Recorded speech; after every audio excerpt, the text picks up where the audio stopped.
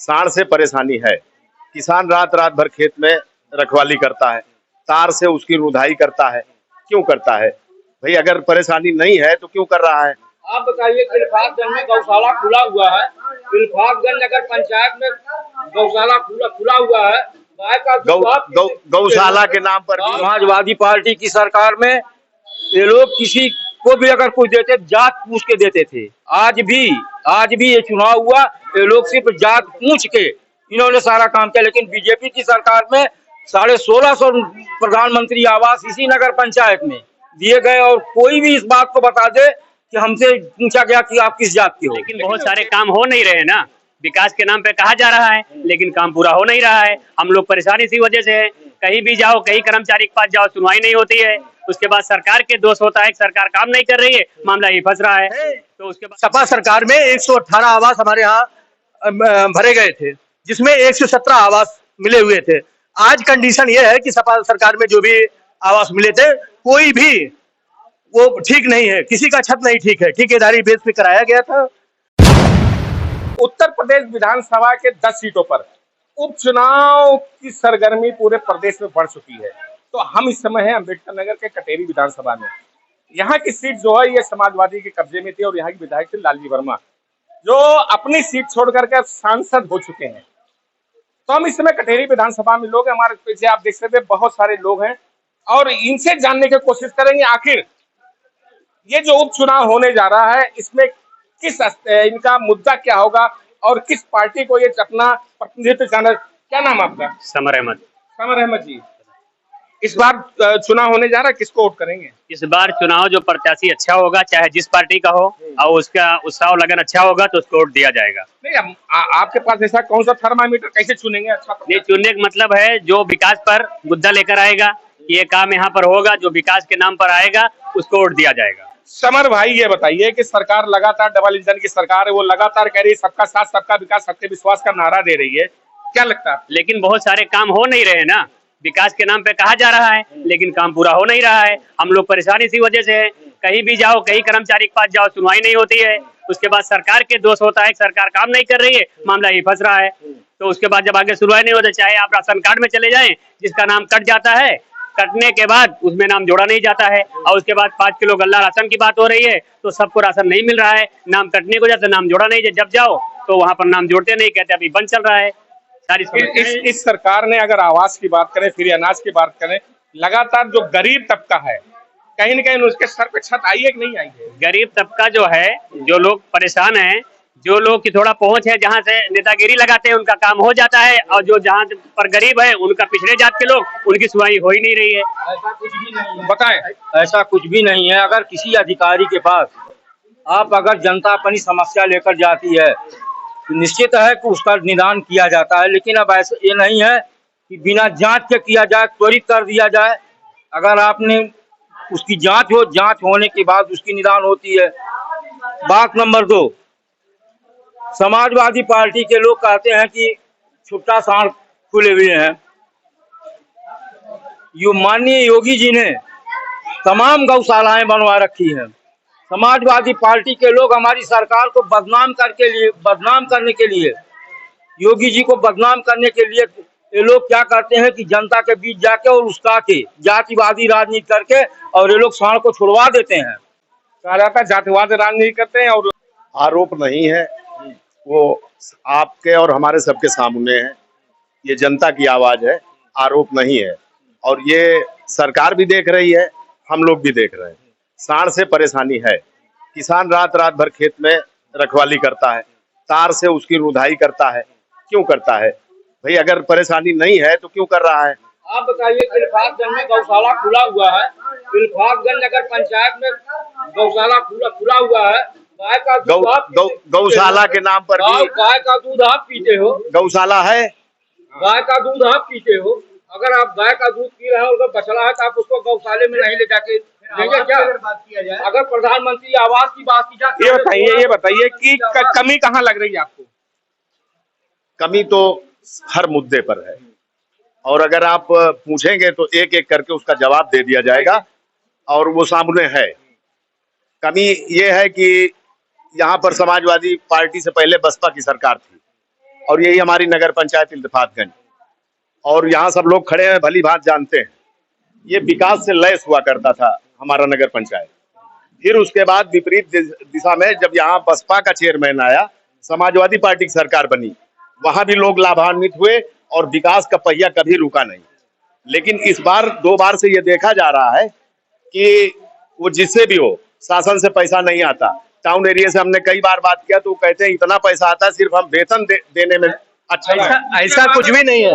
Town में इस समय भी 3.5 करोड़ रुपया पड़े हुए हैं और उनका उपयोग नहीं हो रहा है, क्योंकि जो हमारा प्रतिनिधित्व करने वाला है वो उस लायक है ही नहीं, वो सिस्टम से चला ही नहीं पा रहा है।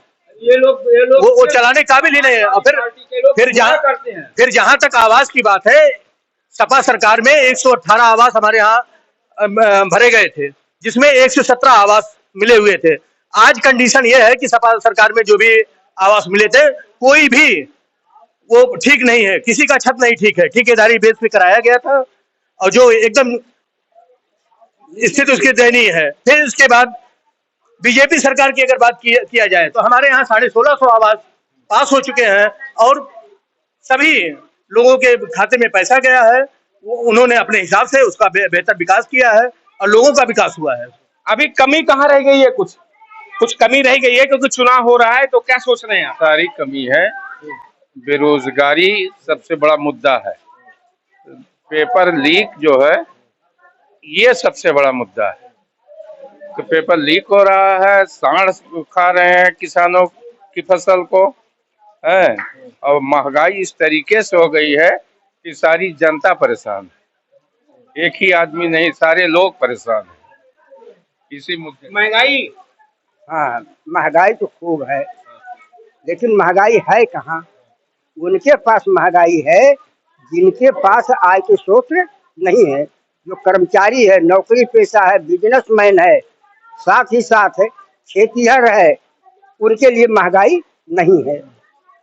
हमेशा महंगाई हर वर्ष 10% जोड़ करके सर्विसों में दी जाती है, ये भी गवर्नमेंट दे रही है, तो महंगाई कहीं है ही नहीं।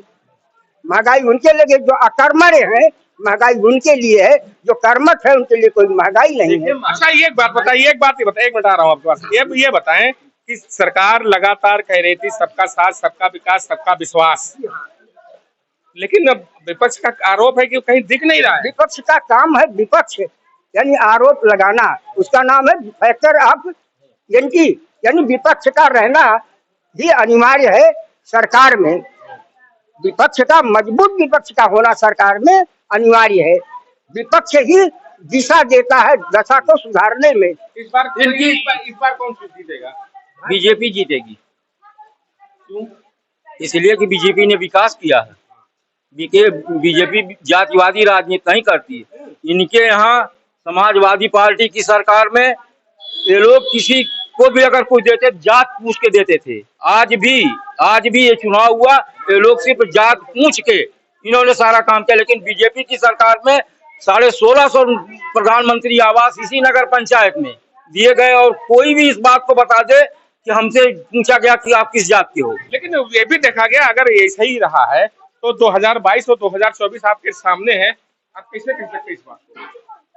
भाई ठीक है, जनता जनार्दन हमने विकास किया, हमारे लोगों, योगी जी ने विकास किया, जनता जनार्दन है। अब इनको गुमराह करके वोट लेना है तो ले, गुमराह करके वोट लेना, बताएं गुमराह करके वोट लेना है। बिल्कुल गुमराह करके वोट लेना है। अब कहने का मतलब ये है कि वो बात तो मैं पहले कह चुका हूँ कि जो भी नेता यहाँ जिस पार्टी का होगा, जो अच्छा काम करेगा उसी को चुना जाएगा। पार्टी से हमें कोई लेना देना नहीं है, हमें यहाँ पर विकास चाहिए। विकास देख लीजिए, किसान जैसे परेशान रहता है और लोग गरीब परेशान है, सबकी परेशानी जो हल करेगा उसको वोट दिया जाएगा। तो कहीं ना कहीं अगर विकास की बात कही जा रही है तो कहीं ना कहीं प्रतिनिधित्व तो कहीं कमजोर पड़ रहा है क्या? हाँ, अगर कुछ देखा जाए तो कहीं ना कहीं से कमी है। और जो हमारे एंटी राजनीतिक हैं, वो माननीय लालजी वर्मा जी, उनके बारे में बताना और समझाना तो कुछ बहुत वो नहीं है। उनका विकास इसी तरीके से है, लोगों को गुमराह करना।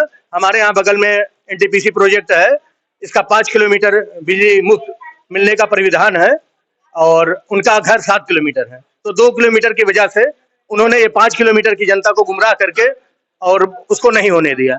यहाँ तक कि खंबे भी लग गए थे, तो इस तरीके से जनता को गुमराह करके और ये इसका सच्चाई से कोई मतलब नहीं है। एनटीपीसी हम लोग भी सुनते आ रहे हैं कि एक बार ये हुआ था कि इसका आप जियो भी पढ़ सकते हैं, इसका जियो है 5 किलोमीटर में देना है। जो भी तापीय परियोजना, जो भी तापीय परियोजना हमारे यहाँ लग रही है वो यही नहीं कहीं भी लगा है। ऐसा जियो है कि 5 ऐसा कोई भी नहीं ठोस जो है, आप सरकार में है ठोस तो तथ्य नहीं है। बीजेपी सरकार में है तो ये 5 किलोमीटर वाली विद्युत करवा दे। अभी जो है 5 किलोमीटर वाली जो बिजली का मामला कह रहे थे भाई, ये 5 किलोमीटर का मामला जो है योगी जी अभी पास करा दें।